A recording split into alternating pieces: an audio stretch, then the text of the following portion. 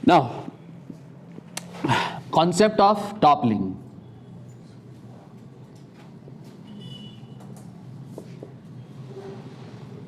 Body topple कब करती है?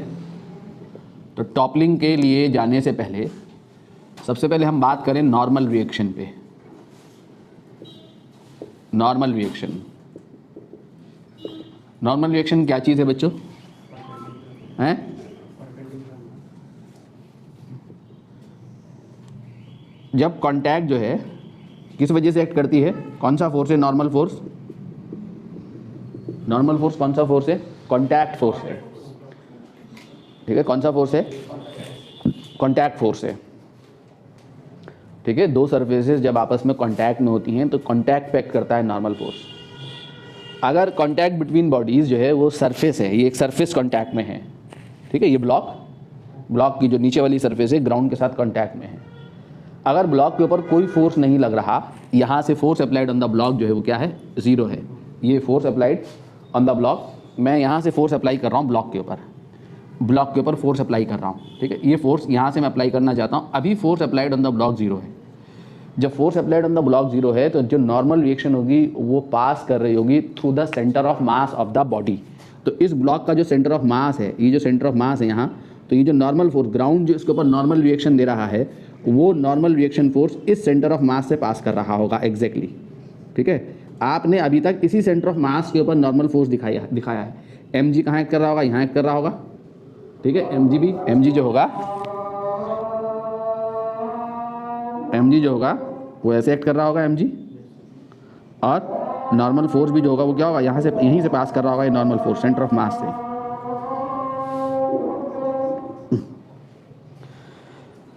तो बच्चों मैंने क्या कहा कि अगर जो है force applied on the block जो है वो क्या है? ज़ीरो है।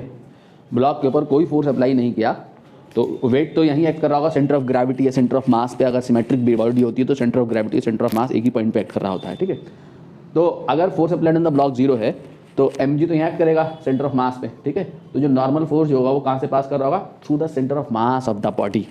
जब normal force centre of mass से पास कर रहा होगा तो जो मूवमेंट प्रोड्यूस होगा अबाउट सेंटर ऑफ मास वो क्या होगा? ज़ीरो। कोई मूवमेंट प्रोड्यूस नहीं होगा।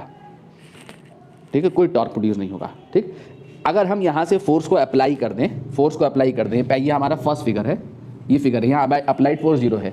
मैं यहाँ पे फोर्स अप्लाई कर दूँ, if force is applied on the block, तो क्या होगा बच्चों जरा बताओ तो सही। अगर मैं यहाँ से फोर्स अप्लाई कर दूँ ब्लॉक पे, यहाँ से मैं फोर्स को अप्लाई कर दूँ, ठीक है, थोड़ा सा फोर्स अप्लाई कर दिया एफ, तो क्या होगा? अगर मैं इस ब्लॉक को इधर से फोर्स अप्लाई करूँ टॉप पॉइंट से, जब मैं टॉप पॉइंट से इधर से फोर्स अप्लाई करूँगा तो आप खुद अक्ल लगाइए कि जब मैं इधर से फोर्स अप्लाई करूँगा तो ये जो ब्लॉक की जो पूरी सरफेस कांटेक्ट में है, तो इधर वाला जो कांटेक्ट होगा वो क्या होगा? लूज होगा। ब्लॉक इधर से उठेगा, ये वाले कांटेक्ट लूज होंगे, और जब ये वाले कांटेक्ट लूज होंगे, नॉर्मल रिएक्शन क्या चीज़ होती है? वेट होती है। Weight is the normal, the weight we feel is the normal reaction. बताया था मैंने लॉस ऑफ मोशन में, the weight we feel is the normal reaction. ठीक है, अगर मैं ये कांटेक्ट लूज होंगे, क्या होंगे? कांटेक्ट लूज होंगे। कांटेक्ट लूज होने का मतलब ये होगा कि जो वेट होगा बॉडी का वो कहाँ शिफ्ट होगा? Towards right half of the body. इस वाले हाफ का वेट जो है कहाँ शिफ्ट होगा? Towards right half of the body. अभी मेरा जो वेट है वो कितने लेग्स पे है? दोनों लेग्स पे है। अगर मैं ऐसे खड़ा हो जाऊँ तो अभी भी मैं दोनों लेग पे खड़ा हूँ, लेकिन अभी क्या हुआ? मेरा वेट जो शिफ्ट हो गया वो कहाँ शिफ्ट हो गया? ज़्यादा वेट इधर शिफ्ट हो गया। अभी मैं दोनों पे बराबर खड़ा हूँ, तो बराबर खड़ा होने का मतलब दोनों पे इक्वल वेट है। अब मैं ऐसे खड़ा हो गया तो इसका मतलब क्या हुआ? अब वेट की शिफ्टिंग इधर को हो गई। वेट की शिफ्टिंग इधर को होने का मतलब नॉर्मल रिएक्शन जो अभी दोनों पैरों पे इक्वल नॉर्मल रिएक्शन है। जितना नॉर्मल फोर्स इस पे था उतना ही नॉर्मल फोर्स इस पे था। ठीक है, इस पे अगर n/2 है तो इस पे n/2 है, और दोनों का सम is the my weight mg को बैलेंस कर रहा है।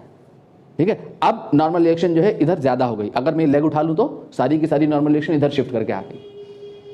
ठीक है, कॉन्टैक्ट पे एक्ट करेगा नॉर्मल फोर्स। अब जितना ही दोनों ये दोनों नॉर्मल फोर्स के बराबर है, ये सिंगल नॉर्मल फोर्स यहाँ एक्ट कर रहा है, तो अब मैं ज़्यादा देर खड़ा नहीं रह सकता। ये मेरा वेट जो है बहुत देर तक नहीं झेल पाएगा मेरा पैर, में हिलने ढुलने लगूंगा, डांस करने लगूंगा।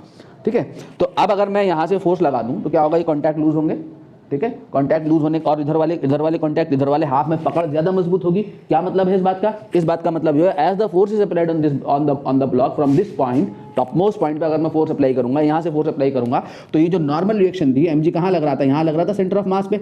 अब जो नॉर्मल रिएक्शन होगी वो शिफ्ट करेगी कहां? Towards right side of the body. जो नॉर्मल रिएक्शन अभी यहाँ सेंटर ऑफ मास से पास कर रही थी, ये शिफ्ट करके यहाँ कहीं आ जाएगी, नॉर्मल रिएक्शन शिफ्ट कर जाएगी। ठीक है, अभी तो इक्वल है, एवरी पॉइंट पे इक्वल वेट है।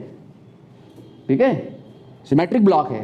जब सिमेट्रिक ब्लॉक है तो रिजल्टेंट नॉर्मल रिएक्शन तो एवरी पॉइंट पे एक्ट कर रही होगी ना, यहाँ से लेके यहाँ तक, यहाँ भी एक्ट कर रही होगी, यहाँ भी एक्ट कर रही होगी, यहाँ भी एक्ट कर रही होगी, यहाँ पे ये सब एक्ट कर रही होगी, ये सब एक्ट कर रही होगी, ये सब नॉर्मल फोर्स एक्ट कर रहा होगा। एवरी पॉइंट पर नॉर्मल फोर्स एक्ट कर रहा है जब सरफेस कॉन्टैक्ट में है, ऐसे एक्ट कर रही है। तो इस नॉर्मल रिएक्शन का रिजल्टेंट कहां से पास कर रहा है? सेंटर ऑफ मास से पास कर रहा है। जब मैं यहां से फोर्स अप्लाई करूंगा तो ये वाली नॉर्मल रिएक्शन जो होंगी कहां शिफ्ट करेंगे? इधर को शिफ्ट करेंगे। तो इधर नॉर्मल फोर्स कम हो जाएगा और इधर नॉर्मल फोर्स बढ़ जाएगा। तो रिजल्टेंट नॉर्मल फोर्स कहां से पास कर रहा होगा? इस वाले हाफ से पास कर रहा होगा। यानी नॉर्मल रिएक्शन जो है शिफ्ट करेगी towards right side of the body. खुद कर लगाइए, नॉर्मल रिएक्शन की शिफ्टिंग होगी। अब मैं धीरे धीरे फोर्स को बढ़ाता चला गया। नॉर्मल फोर्स को नॉर्मल रिएक्शन इधर शिफ्ट होने का मतलब ये वाले कांटेक्ट क्या हो रहे हैं? लूज हो रहे हैं। ये वाले कांटेक्ट लूज हो रहे हैं। धीरे धीरे फोर्स को बढ़ाता जाऊंगा तो ये नॉर्मल रिएक्शन लगातार इधर को शिफ्ट होती चली जाएगी। और शिफ्ट होते होते एक पॉइंट ऐसा आएगा, एक फोर्स ऐसा एक्ट करेगा जिस फोर्स पे ये नॉर्मल फोर्स शिफ्ट होके जो है वो कहां पहुंच जाएगा? Eight the right most point, point A. अगर मैं इसको पॉइंट ए कहूं, ये पॉइंट ए मैं यहां कह रहा हूं, पॉइंट ए, ये बी, ये सी, ये डी, ये ए, ये बी, ये सी, ये डी। ठीक है, तो जैसे ही मैं यहाँ पे फोर्स इंक्रीजेस फर्दर, मैंने देखो ये छोटा एरो दिखाया था, यहाँ बड़ा एरो दिखा दिया। यहाँ पे इसको, यहाँ फोर्स जीरो है, कुछ नहीं है। ठीक है, यहाँ पे एरो, ये फोर्स एरो हटा भी सकते हैं यहाँ से, F is equal to zero, no force is applied. तो यहाँ पे बड़ा फोर्स हो गया, एरो बड़ा हो गया यहाँ से यहाँ आने में। फोर्स इंक्रीजेस, जैसे ही फोर्स इंक्रीज करूंगा तो normal reaction further right point की तरफ को शिफ्ट करेगी। एक ऐसा पॉइंट आएगा जिस पॉइंट पे ये जो है नॉर्मल फोर्स, नॉर्मल रिएक्शन जो है शिफ्ट होकर कहाँ कर रही होगी? At the right most point of the block, point A पे शिफ्ट होकर पॉइंट ए पे पहुंच जाएगी। This is the point at which body is just about to topple. अब यहां से आप जरा सा भी फोर्स बढ़ाओगे तो बॉडी इस पॉइंट ए के अबाउट टॉपल कर जाएगी।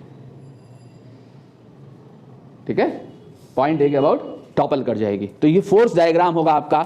mg तो सेंटर ऑफ मास से ही पास कर रहा होगा। नॉर्मल फोर्स जो होगा जब बॉडी टॉपल कर रही होगी तो फोर्स ऑफ फ्रिक्शन इधर को भी लग रहा होगा, इधर को भी लग रहा होगा, ये लग रहा होगा हमारा फोर्स ऑफ फ्रिक्शन। ठीक है, तो ये हमारा है force diagram. Force diagram when body is just about to topple, topple करने वाली है बॉडी इस पॉइंट के बाद।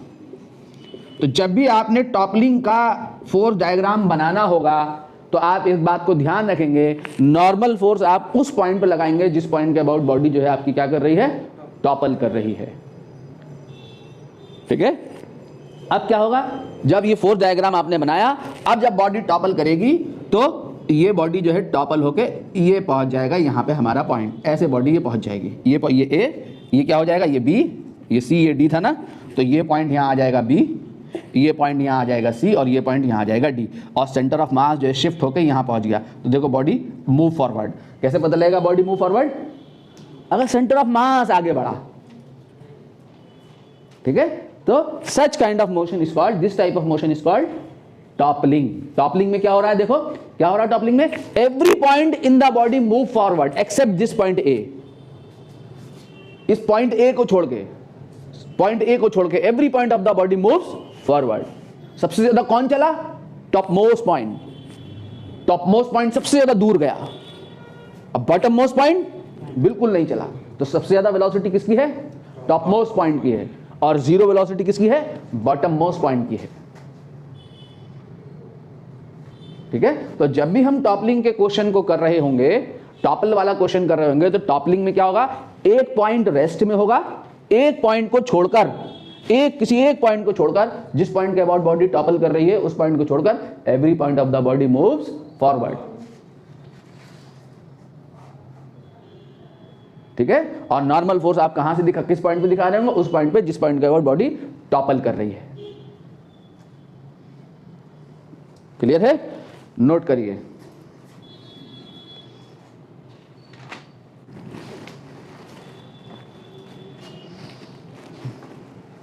अब जरा मुझे बताए तो सही, आपको मैं कुछ चॉइस दे रहा हूँ, ठीक है, आप मुझे बताइए क्या पॉसिबिलिटी है। ये बॉडी है, क्या फ़र्क है इसमें उस बॉडी में, समझ रहे हैं? बॉडी का बेस जो है वो क्या है, वाइड है, और height of the body from the ground जो है वो कम है। अगर मैं फोर्स अप्लाई कर दूं तो क्या पॉसिबिलिटी है? ये बॉडी फ्लाइट करेगी, ट्रांसलेट करेगी या टॉपल करेगी? क्या इजी होगा यहाँ, टॉपल कराना इजियर है या स्लाइड कराना इजियर है? किसके लिए कम एफर्ट चाहिए? मैं बॉडी को शिफ्ट करना चाहता हूँ आगे को, तो बॉडी शिफ्ट होगी, किस ट्रांसलेट कराना मुश्किल है या टॉपल कराना मुश्किल है? टॉपल कराना मुश्किल है, ठीक है। तो बॉडी, ऐसी बॉडीज जो है मूव करेंगी प्रीडोमिनेंटली बाय ट्रांसलेशन, ठीक है। This body moves predominantly, this body moves predominantly by translation. अरे हमारी कोशिश क्या है, कम एफर्ट लगे, हम कम एफर्ट लगा के बॉडी को आगे मूव कराना चाहते हैं ना, यही तो कोशिश होगी। तो कम एफर्ट किस में चाहिए? ट्रांसलेशन में, ठीक है। अब मैं क्या कर रहा हूँ, बॉडी के बेस को लेस वाइड करता चला जा रहा हूँ और हाइट को बढ़ा रहा हूँ। ग्राउंड से बॉडी की जो हाइट है उसको बढ़ा रहा हूँ, बेस लेस वाइड कर रहा हूँ। अगर मैं बेस को लेस वाइड कर दूँ, बॉडी अगर ऐसी हो जाए, मान लो ऐसी हो जाए, तो अगेन अभी भी body is likely to move by translation. अभी भी पॉसिबिलिटी, अभी भी जो है body is likely to move by translation. Body और थोड़ा सा वाइड कर दो, थोड़ा सा हाइट और बढ़ा दो, अभी भी body is likely to move by translation है। अभी भी बॉडी ट्रांसलेट करेगी। अगर जब मैं फोर्स लगाऊंगा, टॉपलिंग तो बाद में होगी, पहले ट्रांसलेशन हो जाएगा। टॉपलिंग करने के लिए मुझे बहुत ज़्यादा एफर्ट लगानी पड़ेगी, ठीक। अब अगर मैं बॉडी के बेस को लेस एंड लेस वाइड करता चला जाऊं, बॉडी का base less and less wide होता चला जाए और height of the body from the ground बढ़ती चली जाए, जैसा कि मैंने अभी फिगर लिया था, तो क्या होगा? यहाँ पे क्या आसान है, बताओ तो सही है? यहाँ पे टॉपलिंग आसान है। यहाँ पे क्या आसान है? टॉपलिंग आसान है, ठीक है। यहाँ पे लेस एफर्ट, कम फोर्स पे बॉडी टॉपल कर जाएगी। ट्रांसलेट करने के लिए इसे ज्यादा फोर्स चाहिए, ठीक है। तो पहले टॉपलिंग होगी, बाद में ट्रांसलेशन की ना बताएगी, ठीक है। तो this body moves forward, this body moves forward bye क्या? टॉपलिंग। यानी क्या पता लगा, बॉडी कब टॉपल करेंगी इजीली? जब उनका बेस लेस वाइड होगा और height of the body from the ground जो होगी वो क्या होगी? ज्यादा होगी, ठीक है। अगर आपके पास ये सिचुएशन है बच्चों, मान लो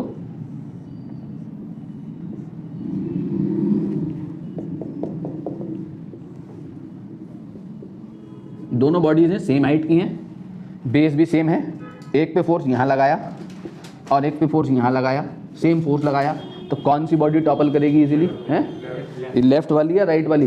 ये बॉडी टॉपल करेगी इजीली, ठीक है। बेस लेस वाइड होगा, हाइट जितनी ज़्यादा होगी और force applied on the body जो होगा वो क्या होगा? जितना ऊपर होगा, जितना टॉप के ऊपर फोर्स लगाएंगे बॉडी उतना इजीली टॉपल करेगी। और मैंने फोर्स डायग्राम आपको दिखा दिया, जब ये टॉपल करेगी तो टॉपल वाले केस में कहाँ बनाएंगे normal force? Eight the right most point, जिस पॉइंट के अबाउट बॉडी क्या कर रही है? टॉपल कर रही है, ठीक है। तो बॉडीज जो है टॉपल इजीली जब बेस क्या होगा? बेस क्या होगा? लेस वाइड एंड हाइट क्या होगी? Height of body from ground, height of body is क्या है? मोर, ठीक है। बेस लेस वाइड होगा और हाइट जितनी ज्यादा होगी,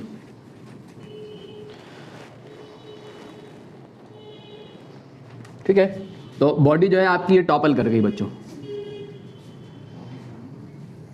ये बॉडी जो है आपकी टॉपल कर गई। ये पॉइंट ए था, ये बी, ये सी, ये डी। ए से ये कहाँ पहुँच गई बॉडी? बी डैश पे। ये पॉइंट ये सी डैश हो गया और ये डी डैश हो गया।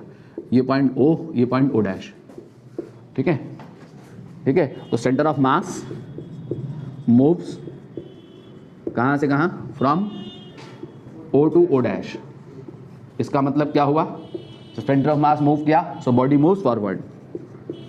बॉडी मूव करी नहीं करी किसे देख के पता चलेगा? सेंटर ऑफ मास को देख के पता चलेगा, ठीक है। डिफरेंट पॉइंट्स हैव, बॉडी के जो डिफरेंट पॉइंट्स हैं, different points in the body, different points in the body have different velocity slash acceleration. अलग अलग पॉइंट की वेलोसिटी क्या होगी, यहाँ अलग अलग होगी, एक्सेलरेशन भी अलग अलग होगा। ट्रांसलेशन में वेलोसिटी और velocity and acceleration of every point of the body जो है वो क्या होता है, सेम होता है, जो कि क्या होता है, velocity of centre of mass, acceleration of centre of मास। ठीक है, while the topmost point has the greater velocity, has the greatest velocity, topmost point has the greatest velocity, and bottommost point A has zero velocity.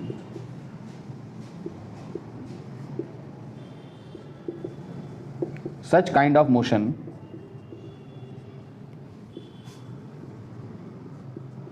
is called toppling. ठीक है, तो अगर toppling में velocity profile देखोगे तो body का velocity profile toppling में कुछ ऐसा होता है। ये टॉपमोस्ट पॉइंट है, इस टॉपमोस्ट पॉइंट की ये है वेलोसिटी। ठीक है, और ये बॉटम मोस्ट पॉइंट है, बॉटम मोस्ट पॉइंट की वेलोसिटी है घटते घटते घटते घटते क्या हो जाती है, जीरो। ये इस पॉइंट की वेलोसिटी, डिफरेंट पॉइंट की वेलोसिटी देखो, वेलोसिटी वेक्टर रिड्यूस हो रहा है ना रिड्यूस। इस पॉइंट के लिए इतना बड़ा वेलोसिटी वेक्टर है, इस पॉइंट के लिए ये है, इस पॉइंट के लिए ये है, इस पॉइंट के लिए ये है। टॉप मोस्ट पॉइंट का वेलोसिटी वेक्टर सबसे ज़्यादा है। ठीक है, ये बॉडी के ऊपर से लेके नीचे तक सारे पॉइंट का वेलोसिटी प्रोफाइल है, और इस पॉइंट की वेलोसिटी क्या है, जीरो। ठीक है, वेलोसिटी स्लैश एक्सेलरेशन प्रोफाइल।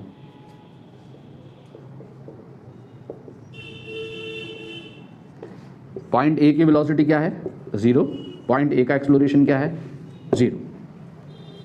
अगर आपके पास मान लो ये ट्रायंगल है, ये ट्रायंगल है, सेम हाइट, ये ट्रायंगल है बच्चों, आप मुझे बताते जाइए। हमने ये टॉप मोस्ट पॉइंट पे फोर्स लगा दिया तो ये टॉपल करेगा इस पॉइंट के अबाउट। ठीक है, फिर कौन पहुंच जाएगा ग्राउंड पे, बी। फिर ये किस पॉइंट के अबाउट टॉपल करेगा, बी के अबाउट। फिर ये किसके अबाउट टॉपल करेगा, सी के अबाउट। मैं कितनी साइड से ट्रायंगल में, 3। अब मैं यहाँ पे ले लिया एक स्क्वायर शेप की बॉडी, यानी क्यूबिकल बॉडी। ठीक है, इसके ऊपर फोर्स अप्लाई करा, ए बी सी डी है, तो इसके ऊपर हम वही किसके अबाउट टॉपल करेगी, ए के अबाउट। फिर कौन सी साइड आ जाएगी ग्राउंड पे, ए बी, फिर बी के अबाउट, फिर सी के अबाउट, डी के फोर्स हम लगातार टॉपल कराते चले जा रहे हैं। तो कौन सी बॉडी इजीली टॉपल करेगी, square body topples easily than triangle.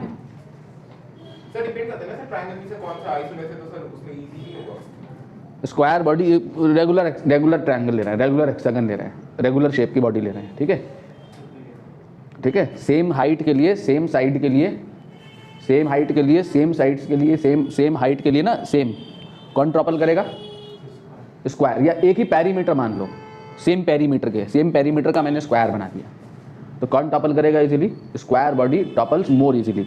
अब मैं यहाँ पे ले लिया पेंटागन, क्या ले लिया, पेंटागन की साइड और छोटी हो जाएगी। अरे सेम पेरीमीटर के लिए पेंटागन का बेस और छोटा हो जाएगा ना, तो पेंटागन और छोटा बनेगा, है नहीं। तो this body topples more easily than square. ठीक है, इसके बाद मैंने क्या ले लिया, बोलो, हेक्सागन। हेक्सागन ले लिया, ये भाई साहब हेक्सागन ले लिया। ठीक है, यहाँ पे फोर्स लगाया टॉप मोस्ट पॉइंट पे, किसके अबाउट होगी टॉपलिंग, ए। जब ये ए के अबाउट टॉपलिंग होगी तो ए तो रेस्ट में होगा, every point of the hexagon move forward except this point A. फिर कौन आ जाएगा ग्राउंड पे, बी। फिर बी रेस्ट पे होगा। ठीक है, और every point of the hexagon move forward. फिर सी के अबाउट टॉपल करेगा, फिर डी के अबाउट एंड सो ऑन। ये पॉइंट चेंज होते रहेंगे, हेक्सागन ऐसे आगे बढ़ता रहेगा। ठीक है, dash dash dash dash dash dash, number of side बढ़ाता चला जा रहा हूँ। ठीक है, नंबर ऑफ साइड बढ़ाता चला जा रहा हूं, यानी जैसे जैसे नंबर ऑफ साइड्स बढ़ती चली जाएंगी टॉपलिंग ऑफ द बॉडी जो है वो क्या होता चला जाएगा, ईजियर होता चला जाएगा। बॉडी को मूव कराना बाय टॉपलिंग ईजियर होता चला जाएगा जैसे जैसे नंबर ऑफ साइड्स बढ़ेंगी। ठीक है, ठीक, ये कितने साइड का पॉलीगॉन है, 6 साइड का। ठीक है, डैश डैश करते चले गए, इनफाइनाइट साइड के पॉलीगॉन पे पहुंच गए। इनफाइनाइट साइड का पॉलीगॉन जो हो गया वो क्या हो गया, राउंड सिमेट्रिकल बॉडी, डिस्क है, ये डिस्क। ये कितने साइड का पॉलीगॉन है, इनफाइनाइट साइड का पॉलीगॉन है। जब इसको जो है इसके ऊपर जब मैं फोर्स अप्लाई करूंगा तो ये बॉडी जो होगी ऑलवेज टॉपल, ये बॉडी ऑलवेज टॉपल करेगी इस पॉइंट के अबाउट। ठीक है, and toppling of such kind of body is called rolling. ठीक है, तो ये क्या होगा, रोलिंग की कंडीशन क्या हो जाएगी, ये पॉइंट ऑफ कांटेक्ट की वेलोसिटी, पॉइंट ऑफ कांटेक्ट का एक्सेलरेशन जो होगा वो क्या होगा, 0 with respect to this surface in contact. ठीक है, however this point keeps on changing. अभी ये इस पॉइंट के अबाउट टॉपल किया, इसके बाद इमीडिएट नेबरिंग पॉइंट के अबाउट टॉपल करेगी बॉडी, फिर इमीडिएट इसके नेबरिंग पॉइंट के अबाउट टॉपल करेगी। ठीक है, ये पॉइंट लगातार, फिर इसके बगल वाले, फिर इसके बगल वाले, फिर इसके बगल वाले, ये पॉइंट लगातार चेंज होता रहेगा। Toppling of disc is called rolling.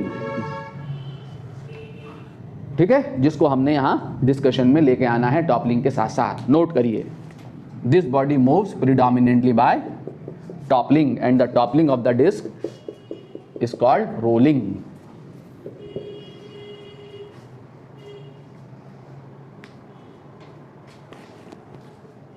ठीक है, तो कॉन्सेप्ट ऑफ रोलिंग, हेडिंग डालो,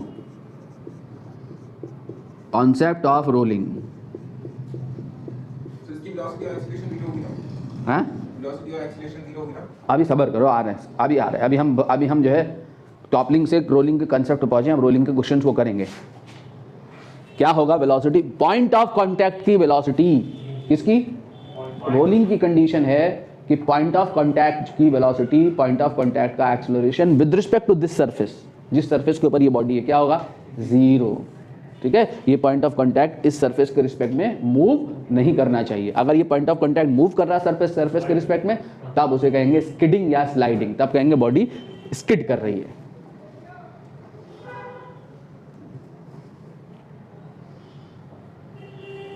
ठीक है, देखो, toppling and rolling both are same and one. Toppling and rolling both are same and one।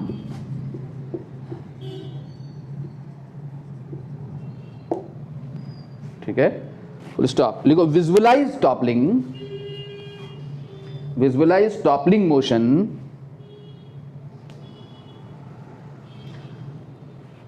visualize toppling motion and you can visualize rolling motion।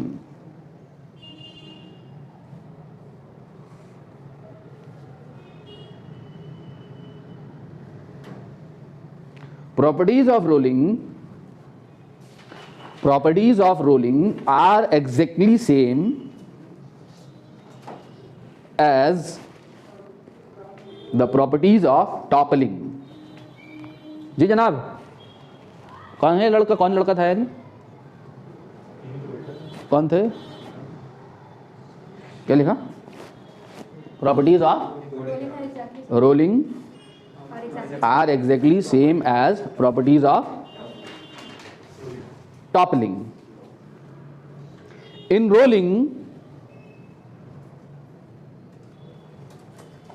Rolling point of contact has 0 motion,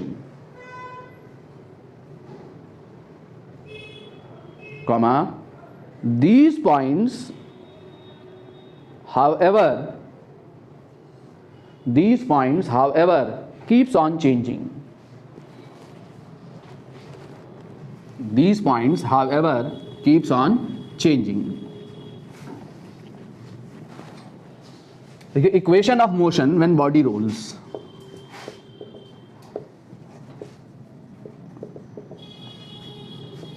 equation of motion when body rolls, जब body rolls कर रही है, rolling हो रही है, तो उसकी equation क्या है? तो रोलिंग की कंडीशन जो है वो ये है, कंडीशन ऑफ रोलिंग क्या है कि point of contact has zero velocity या acceleration with respect to surface on which body rolls,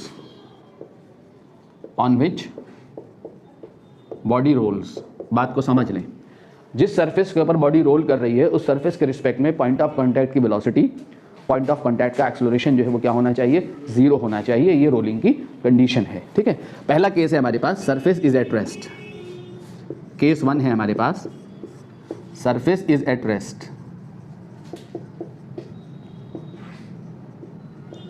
surface किस में है? रेस्ट में है, ठीक है। सरफेस रेस्ट में है। मान लिया सपोज ये हमारे पास ठीक है, ये सेंटर ऑफ मास है, ये बॉडी की वेलोसिटी दी है v, और ये ओमेगा से घूम रही है, ठीक है। ये सरफेस की वेलोसिटी जो है वो क्या है? Surface is at rest. Surface is at rest. Rest means इसकी वेलोसिटी क्या है? जीरो। तो पॉइंट ऑफ कांटेक्ट की वेलोसिटी क्या होगी? पॉइंट ऑफ कांटेक्ट की velocity with respect to the surface क्या होनी चाहिए? जीरो। तो पॉइंट ऑफ कांटेक्ट की velocity with respect to the surface zero कब होगी? कि जो वेलोसिटी सरफेस की है वही हो इस पॉइंट ऑफ कांटेक्ट की। सरफेस की वेलोसिटी क्या है? जीरो। तो पॉइंट ऑफ कांटेक्ट की वेलोसिटी भी क्या होनी चाहिए? जीरो होनी चाहिए, ठीक है। इसमें ट्रांसलेशन और रोटेशन दोनों हो रहा है। प्योर ट्रांसलेशन कंपोनेंट क्या होता है बॉडी का? है velocity of centre of mass. Centre of मास की जो वेलोसिटी है वो प्योर ट्रांसलेशनल कंपोनेंट है। और ट्रांसलेशन में मैंने आपको क्या बताया था कि ट्रांसलेशन के केस में every point in the body moves with same velocity, same acceleration, which is the velocity of centre of mass, which is the acceleration of centre of मास, ठीक है। तो मैं पॉइंट ऑफ कांटेक्ट की velocity निकालना चाहता हूं, तो पॉइंट ऑफ कांटेक्ट की वेलोसिटी अगर मैं निकालूं तो इस पॉइंट की अगर मैं ट्रांसलेशन की वजह से वेलोसिटी निकालूं तो इस पॉइंट की ट्रांसलेशन की वजह से वेलोसिटी वही है जो सेंटर ऑफ मास की वेलोसिटी है। सेंटर ऑफ मास का जो वेलोसिटी होगी वो प्योर ट्रांसलेशनल कंपोनेंट है। तो ये ट्रांसलेट कर रहा होगा उसी वेलोसिटी से जिस वेलोसिटी से सेंटर ऑफ मास ट्रांसलेट कर रहा है, ठीक है। इस पॉइंट की इस रोटेशन की वजह से वेलोसिटी निकालूं तो रोटेशन की वजह से ये पॉइंट जो है, ये पॉइंट आर ओमेगा, इस पॉइंट की वेलोसिटी होगी आर ओमेगा। कहां? टेंजेंट की डायरेक्शन में, इधर को v is equal to are omega, ठीक है। अगर इसका रेडियस, इस डिस्क का रेडियस कितना है? r है। इस डिस्क का रेडियस r है, ठीक है। तो पॉइंट इन दोनों का वेक्टर सम कर दो तो पॉइंट ऑफ कांटेक्ट की वेलोसिटी कितनी आ गई? v minus are omega. ये v माइनस आर ओमेगा किसके इक्वल होना चाहिए? जीरो के, ठीक है। v माइनस आर ओमेगा, ये आ गई पॉइंट ए की वेलोसिटी, ठीक है। ये आ गई पॉइंट ए की वेलोसिटी, वेलोसिटी ऑफ पॉइंट ए जो कि हमने निकाली है पिछली क्लासेस में, आ गई। This should be equal to क्या होनी चाहिए? जीरो। तो जीरो इज इक्वल टू क्या? v माइनस, अरे v is equal to r, v is equal to क्या होगी? पॉइंट ए की वेलोसिटी और सरफेस की वेलोसिटी क्या होनी चाहिए? सेम। सरफेस की वेलोसिटी क्या है? जीरो। तो पॉइंट ऑफ कांटेक्ट क्या की वेलोसिटी भी क्या होनी चाहिए? जीरो। यानी v minus are omega is equal to क्या? Zero. v minus are omega is equal to zero, ठीक है। Sir point of contact surface के रिस्पेक्ट में रेस्ट में हो, क्लियर। तो v इज इक्वल टू क्या आ गया? R omega. ये रोलिंग की कंडीशन है। v इज इक्वल टू क्या आ गया? R omega. तभी लगेगी जब बॉडी जो है क्या कर रही होगी? रोल कर रही होगी। v is equal to are omega. ये रोटेशन की वजह से रोटेशनल कंपोनेंट है पॉइंट ए में वेलोसिटी का, ठीक है। तो ये आ गई आपकी रोलिंग की कंडीशन, क्लियर। नाउ अगर हमारे पास ये सिचुएशन है, सरफेस रेस्ट में है, सेंटर ऑफ मास का एक्सेलरेशन दिया हुआ है, सपोज सेंटर ऑफ मास का एक्सेलरेशन दिया हुआ है और ये अल्फा से घूम रहा व्हील और बॉडी रोल कर रही है, रोलिंग की कंडीशन गिवन है। तो और सरफेस का एक्सेलरेशन क्या है यहाँ? जीरो, ठीक है। तो सरफेस, तो पॉइंट ऑफ कांटेक्ट का एक्सेलरेशन भी क्या होना चाहिए? वही जो सरफेस का है। ये कंडीशन है रोलिंग की, ठीक है, कि point of contact has zero acceleration, zero velocity with respect to the surface. वो जीरो कब होगा? जब जो सरफेस की वेलोसिटी है वही पॉइंट ऑफ कांटेक्ट की वेलोसिटी हो, जो सरफेस का एक्सेलरेशन है वही पॉइंट ऑफ कांटेक्ट का एक्सेलरेशन हो। यहाँ क्या है? जीरो, तो यहाँ भी क्या होना चाहिए? जीरो। ठीक है, तो यहाँ पे जो है अगर हम यहाँ पे निकालें तो ट्रांसलेशन की वजह से निकालें एक्सेलरेशन पॉइंट ऑफ कांटेक्ट में, तो every point in the body moves translation में with same velocity same acceleration. ठीक है, तो ट्रांसलेशन में इस पॉइंट का एक्सेलरेशन जो इस पॉइंट का जो ट्रांसलेशन की वजह से एक्सेलरेशन है वो वही है जो सेंटर ऑफ मास का एक्सेलरेशन है। और रोटेशन की वजह से क्या है? आर अल्फा टेंजेंट की डायरेक्शन में इधर कुछ मूव कर रहा है, ये रोटेशन की वजह से पॉइंट आर अल्फा। ठीक है, तो रिजल्टिंग एक्सेलरेशन कितना हो जाएगा पॉइंट ए का? पॉइंट ए का एक्सेलरेशन कितना आ गया? A minus R alpha. Now point A का एक्सेलरेशन कितना होना चाहिए? वही जो सरफेस का है। ये कंडीशन है। सरफेस का कितना है? जीरो, और पॉइंट ए का कितना है? वो भी जीरो, यानी ए माइनस आर अल्फा क्या होना चाहिए आपका? जीरो। तो ए इज इक्वल टू जो है वो क्या आ गया आपका? R alpha.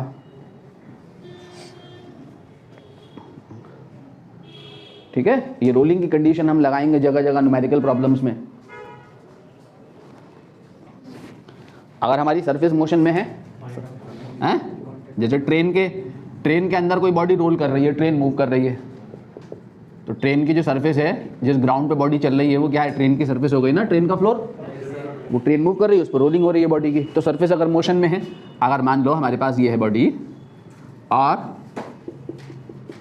ये फ्लोर वीएस वेलोसिटी से चल रहा है, तो पॉइंट ऑफ कांटेक्ट की वेलोसिटी जो अभी आपने निकाली थी, क्या निकाली थी? ये वी है ना, ये गोमा ओमेगा से। अब ये पॉइंट ऑफ कांटेक्ट की वेलोसिटी जीरो थोड़ी होगी, सरफेस की वेलोसिटी जीरो नहीं है। अब कितनी है पॉइंट ऑफ कांटेक्ट की वेलोसिटी? वही जो सरफेस की है। तो पॉइंट ऑफ कांटेक्ट की अभी आपने क्या निकाली थी? ये पॉइंट का ट्रांसलेशन कंपोनेंट वही है जो सेंटर ऑफ मास की वेलोसिटी है, और रोटेशन की वजह से वेलोसिटी कितनी है इस पॉइंट में? इतनी है आर ओमेगा। ठीक है, तो पॉइंट ए की वेलोसिटी वही होनी चाहिए, पॉइंट ए की वेलोसिटी वही होनी चाहिए जो सरफेस की है। पॉइंट ए की वेलोसिटी कितनी है? V minus are omega. तो V minus are omega is equal to किसके इक्वल होगा यहाँ? वी एस के। ये आएगी कंडीशन। यहाँ v is equal to are omega नहीं बनेगा, बिकॉज ये वी एस जीरो नहीं है। ठीक है, और अगर ये ए एक्सेलरेशन से मूव कर रही है, ये अल्फा है मान लिया, ठीक है, और ये एक्सेलरेशन है ऑफ द सरफेस में ए एक्सेलरेशन है, तो पॉइंट ऑफ कांटेक्ट का एक्सेलरेशन क्या होना चाहिए? वही जो सरफेस का एक्सेलरेशन है। कितना है? अगर पॉइंट ऑफ कांटेक्ट का एक्सेलरेशन निकालोगे तो ये पॉइंट ट्रांसलेट कर रहा है कितने एक्सेलरेशन से? इतने एक्सेलरेशन से हैं, और इधर को रोटेशन की वजह से एक्सेलरेशन कितना है? इतना है आर अल्फा। तो पॉइंट ऑफ कांटेक्ट का एक्सेलरेशन वही होना चाहिए जो सरफेस का एक्सेलरेशन है। यहाँ जीरो नहीं है कि A is equal to are omega आ जाए, सरफेस में एक्सेलरेशन है। ठीक है, तो A minus are omega A minus R alpha is equal to क्या बनेगा यहाँ से? ए एस, अगर सरफेस हमारी मोशन में है। ठीक है बच्चों, ये आपको इंटरमीडिएट एक एडिशनल इक्वेशन, जब भी रोलिंग का केस होगा, जब भी कहे व्हील रोल कर रहा हो फ्लैट हॉरिजॉन्टल ग्राउंड पे या इंक्लाइंड प्लेन पे, ठीक है, तो आपको एक एडिशनल जो है इक्वेशन यहाँ से मिलेगी। ठीक है, रोलिंग की प्रॉब्लम 3 इक्वेशन से सॉल्व होगी। एक fourth equation F is equal to m a लगाकर, दूसरा torque equation tau is equal to I alpha लगाकर, तीसरा रोलिंग की ये कंडीशन लगाकर। ये 3 इक्वेशंस बनेंगी, इन्हीं 3 इक्वेशन से सब कुछ होगा। ठीक है, very simple.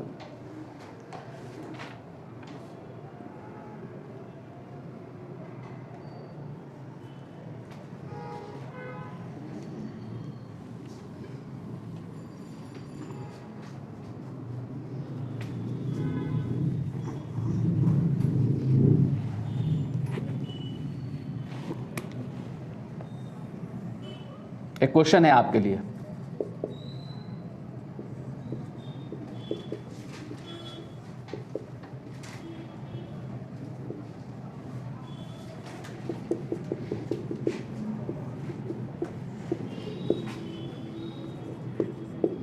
a wheel is rolling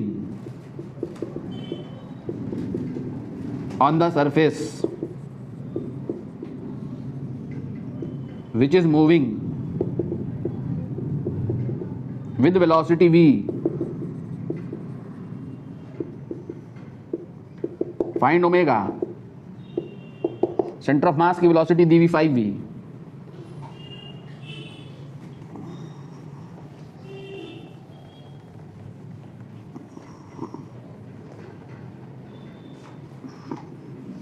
एक सरफेस पे व्हील रोल कर रहा है ठीक है, और वो सरफेस v वेलोसिटी से मूव कर रही है और व्हील के सेंटर ऑफ मास की वेलोसिटी 5v है, तो ओमेगा बताना है।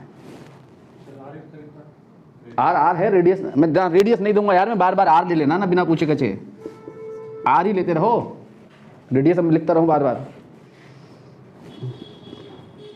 मास की जरूरत है मास खुद ले लो, आर रेडियस की जरूरत है रेडियस खुद ले लो, क्वेश्चन में सब गिवन होता है। देखो इधर कंडीशन ऑफ रोलिंग ये है कि पॉइंट ऑफ कांटेक्ट की, पॉइंट ऑफ कांटेक्ट है तो पॉइंट ऑफ कांटेक्ट की वेलोसिटी वही होनी चाहिए जो सरफेस की वेलोसिटी है। कंडीशन ऑफ रोलिंग थी यह है कि पॉइंट ऑफ कांटेक्ट की velocity with respect to the surface क्या होनी चाहिए, जीरो। तो पॉइंट ऑफ कांटेक्ट की velocity with respect to the surface zero तब होगी जब पॉइंट ऑफ कांटेक्ट उसी वेलोसिटी से चले जिस वेलोसिटी से सरफेस चल रही है, तब उन दोनों के बीच में कोई मोशन नहीं होगा। हाँ रिलेटिव तो ठीक है, उसके रिस्पेक्ट में जीरो होनी चाहिए। तो सरफेस अगर रेस्ट में है तो पॉइंट ऑफ कांटेक्ट रेस्ट में हो, सरफेस अगर चल रही है तो पॉइंट ऑफ कांटेक्ट उसी वेलोसिटी उसी एक्सप्लोरेशन से चल रहा हो। ठीक है, तो अब आपको निकालना है, तो आपको निकालने के लिए क्या करना है, पॉइंट ऑफ कांटेक्ट में ट्रांसलेशनल वेलोसिटी क्या है, ट्रांसलेशन की वजह से वही जो सेंटर ऑफ मास की है, सेंटर ऑफ मास की कितनी ली है मैंने यहाँ 5v, तो सेंटर ऑफ मास की वेलोसिटी कितनी हो गई 5v, और रोटेशन की वजह से कितनी है r ओमेगा, कहाँ इधर को r ओमेगा आ गई। ठीक है, तो पॉइंट, तो वेलोसिटी ऑफ पॉइंट ए क्या होनी चाहिए, वही जो सरफेस की है। क्या है यहाँ velocity of point A contact 5v minus are omega, तो 5v minus are omega is equal to किसके, सरफेस, सरफेस की क्या दी भी v is equal to v, तो r omega is equal to 5v minus v, तो omega is equal to 4v upon r. इतने omega से घूम रहा है अभी।